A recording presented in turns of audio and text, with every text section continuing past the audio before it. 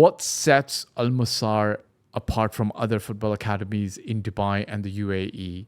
And why should parents trust their children and their football growth to you? Yeah, because we don't want to just develop players. We want to develop champions. We want to make champions. And we know that this takes sacrifice, sweat, hard work, but as well like the commitment of the field, how they will behave with their teammates, with the coaches, the rules that they will learn. So that's why I would bring them to Al Masar.